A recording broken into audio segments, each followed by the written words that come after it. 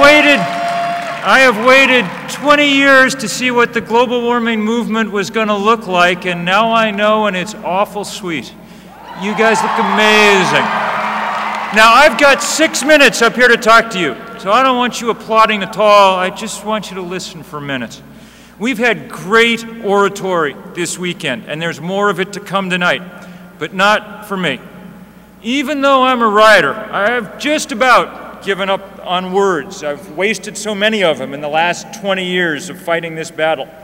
Now, I mostly deal in numbers. One number in particular, the most important number on Earth, 350. 350. Having a number to work with reminds us that this discussion that we're having this weekend and this movement that we're building is grounded in the most basic reality. We need to talk about politics, but first and last, we need to talk about physics and about chemistry. Physics and chemistry do not bargain, they do not negotiate, they do not compromise. This number 350 is a year old. It was calculated by a team led by our greatest climatologist, NASA's Jim Hansen.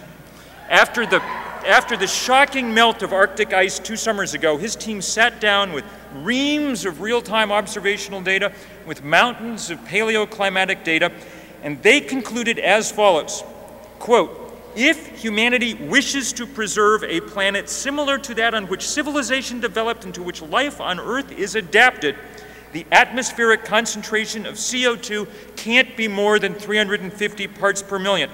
That is, if you sum up everything that's going on this weekend, coal and forests and oceans and animals and environmental justice and everything else, it has to add up to 350. That's the bottom line for our planet.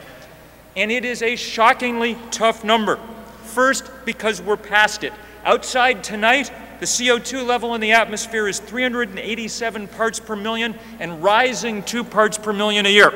We're past where we should be, which is why the Arctic is melting. It is why mosquitoes are spreading. It is why Australia is on fire. It is why every glacier on Earth is receding. It's a tough number, too, because of what it implies. The biggest political fight in human history. Hansen's team demonstrated that if the world is not out of the business of burning coal by 2030 and the Western world long before that, we will never get back to 350. There'll be too much carbon in the atmosphere. Hence, our 350.org campaign. Not an organization, a campaign that anybody and everybody needs to join. Why a number as the base for a campaign? First reason, it holds our leaders to a standard. Copenhagen in December of this year will be the most important moment in many, many decades in the international stage. We have to reach a new climate agreement, and it can't just be a good enough kind of agreement. It has to actually do the job. Does a standard matter? Yes, it does.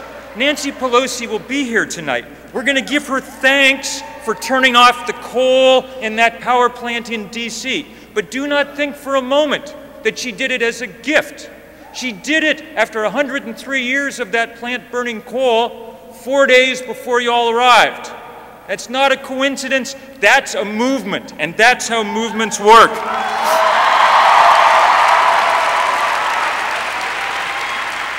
Also, this reminds us, this number, that this is a global problem. Arabic numerals cross boundaries. That number means the same thing everywhere, which is why we're building a grassroots movement around the globe. Already there have been actions in 50 countries, more all the time.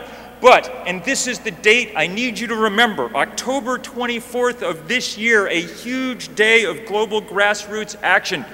Imagine, and these are things you won't have to imagine because you'll see them.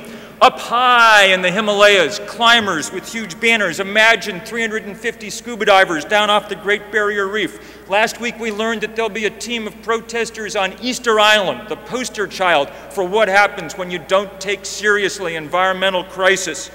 Now imagine this, your campus, your town, your mosque, your church involved in just the same way on October 24th with something incredibly creative and incredibly beautiful. It's crucial for us to work on domestic legislation. That's one thing that has to happen this year. But it's also crucial for the United States to remember finally, after many long years, that we are part of the world and to work with the rest of the world. So, as I close, I need your help right here and now for a little demonstration. And I've got 3 friends of mine from around the world. Avipsa from India, Kate from the UK, Ellie from the Congo. They have, in case there are any sort of liberal arts majors out there, they've got the numbers right here. So you don't even have to think about them. You can see them, all right? We need a little demonstration loud enough to send around the world. So we're going to start over here with 3, here in the middle with 5, here with 0, with the O over here, okay? We need to make a lot of noise.